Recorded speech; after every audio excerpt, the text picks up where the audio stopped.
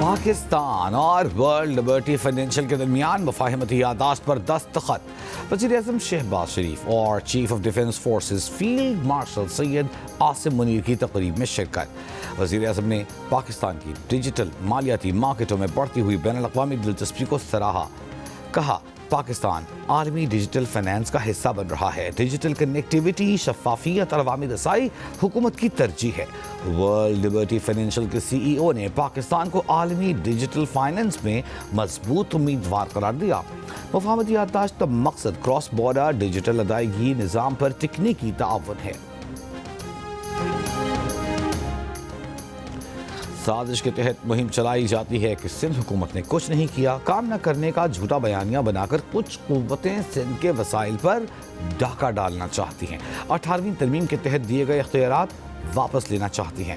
Chairman Peoples Party Bilawal Bhutto Zardari کا تھرپارکر میں تقریب سے خطاب۔ کہا جو یہ سمجھتے ہیں کہ سندھ کے عوام کی ترقی کا راستہ صرف اسلام آباد سے نکلے گا، تھر کے عوام نے اسے غلط ثابت کر دیا ہے۔ تھر میں پیپلز پارٹی کا کیا گیا کام ان قوتوں کو بہترین جواب ہے۔ وزیر اعلیٰ سندھ نے تقریب سے خطاب میں کہا کہ تھر سے کوئلہ نکال کر ترقی کا خواب شہید محترمہ بے نظیر بھٹو نے دیکھا تھا۔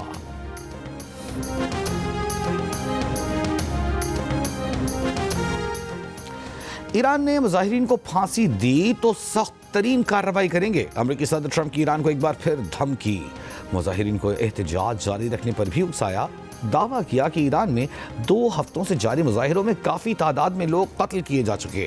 نہیں چاہتے کہ ایران میں جو کچھ ہو رہا ہے وہ ہو۔ ٹرمپ نے کہا کہ ایرانی شہریوں کے لیے معاشی امداد سمیت مختلف صورتوں میں بہت سی مدد آنے والی ہے۔ ایران کے خلاف ان کا مقصد جیت حاصل کرنا ہے، ویسی ہی جیت جیسے ایران کا جوہری پروگرام ختم کر کے حاصل کی۔ اس سے قابل ریاست مشیگن میں تقریب سے خطاب میں صدر ٹرمپ نے ایرانی مظاہرین کو بغاوت پر بھی اکسایا۔ کہا مظاہرین ایرانی اداروں کا کنٹرول سنبھال لیں۔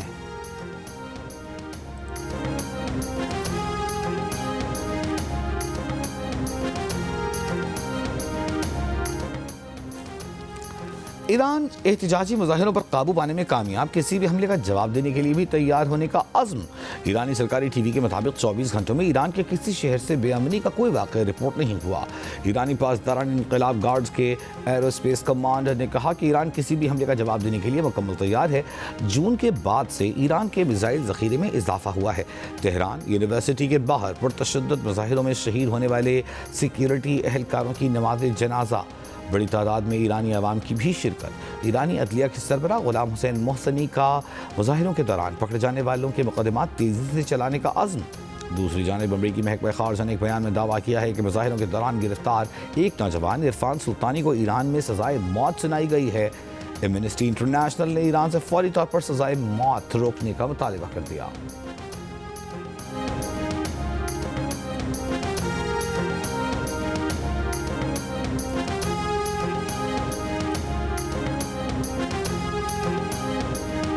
ایران میں تعینات پاکستان کے سفیر مدثر ٹیپو کا کہنا ہے کہ ایران میں موبائل اور لینڈ لائن فون سے بین الاقوامی کالز کی سہولت بحال ہو گئی ہے۔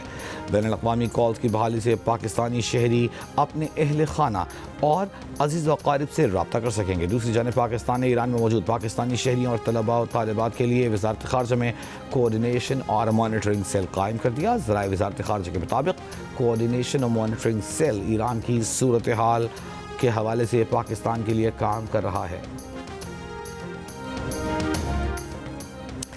وزیر اعظم شہباز شریف نے سول سروس کو بین الاقوامی معیار سے ہم آہنگ کرنے کے لیے اصلاحات کو ناگزیر قرار دے دیا۔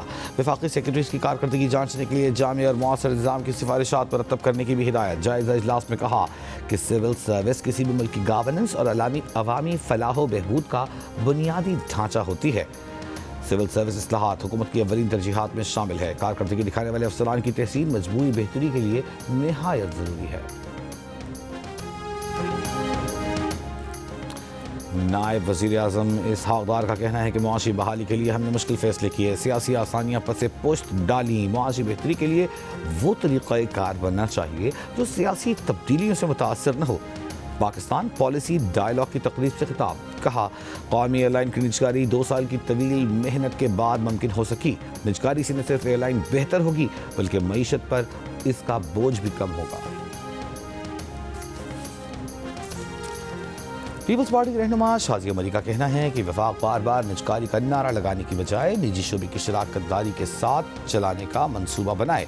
پیپلز پارٹی کا نجکاری سے متعلق موقف واضح ہے، پبلک پرائیویٹ پارٹنرشپ کامیابی سے سندھ میں چل رہی ہے۔ قومی اسمبلی میں اپوزیشن لیڈر کی تعیناتی کے لیے کاغذات نامزدگی کی جانچ پڑتال جاری۔ اسپیکر قومی اسمبلی کاغذات نامزدگی کی جانچ پڑتال کر رہے ہیں۔ اپوزیشن لیڈر کے لیے محمود چکزئی واحد امیدوار ہیں۔ وفاقی وزیر برائے پارلیمانی امور طارق فضل چودھری بولے، P T I per opposition leader کی تعیناتی کو ایشو بنانے کا الزام لگایا۔ کہا گزشتہ 2 دن میں پی ٹی آئی کے کئی ایم این ایز نے اسپیکر آفس کا وزٹ کیا۔ اسپیکر صاحب نے اپوزیشن لیڈر سے متعلق رولز اینڈ پروسیجر انہیں بتائے۔ اب انہی رولز کے مطابق آج یا کل اپوزیشن لیڈر کا نوٹیفیکیشن ہو جائے گا۔ اسپیکر آفس ہی وہ دروازہ ہے جہاں سے مذاکرات بھی ہو سکتے ہیں۔ بانی پی ٹی آئی سے مذاکرات مشروط کرنے سے مذاکرات نہیں ہوں گے۔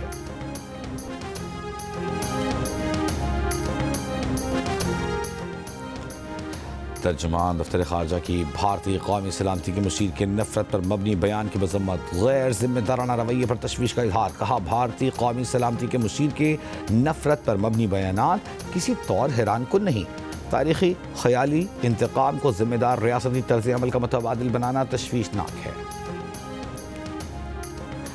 پشاور ہائی کورٹ کی 6 ایڈیشنل ججز مستقل کرنے کی منظوری۔ ذرائع کے مطابق 4 ججز کی مدت میں 6 ماہ کی توسیع کر دی گئی۔ چیف جسٹس پاکستان جسٹس یحییٰ آفریدی کی زیر صدارت پشاور ہائی کورٹ کے 10 ایڈیشنل ججز کی مستقلی کے لیے جوڈیشل کمیشن کے اجلاس میں فیصلہ۔ الیکشن کمیشن کا پنجاب میں بلدیاتی انتخابات کے انعقاد میں تاخیر کا نوٹس۔ صوبے میں بلدیاتی انتخابات نہ کرانے سے متعلق کیس کی سماعت کے لیے مقرر کرنے کا فیصلہ۔ سیکرٹری لوکل گورنمنٹ پنجاب کو مراسلے میں کہا، پنجاب حکومت بلدیاتی انتخابات سے متعلق یقین دہانیوں اور ٹائم لائن پر عمل نہیں کر رہی۔ پنجاب میں بلدیاتی انتخابات پہلے ہی تاخیر کا شکار ہیں۔ الیکشن کمیشن سماعت کی تاریخ کے حوالے سے آگاہ کر دے گا۔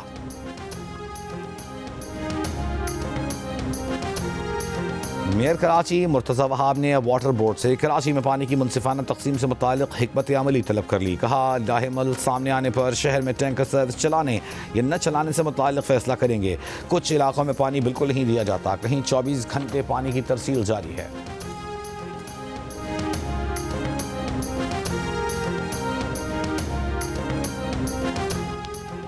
پنجاب حکومت کا مستقبل میں صرف الیکٹرک اور ہائیبرڈ گاڑیاں خریدنے کا فیصلہ۔ سینئر صوبائی وزیر مریم اورنگزیب نے کہا کہ پنجاب حکومت اب پیٹرول اور ڈیزل گاڑیاں نہیں خریدے گی۔ مریم نواز کے ماحول دوست اقدامات کے تحت یہ پالیسی لیول کا فیصلہ کیا گیا ہے۔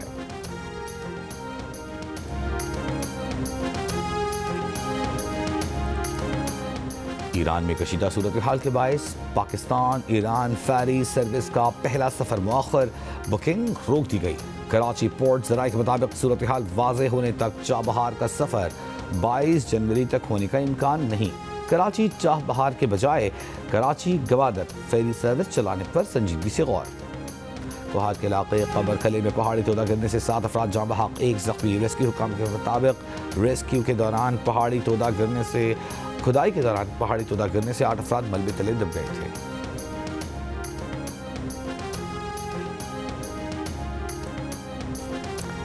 اور پاکستان کرکٹ بورڈ کی جنوری کے آخر میں ٹیم آسٹریلیا کے دورہ پاکستان کی تصدیق۔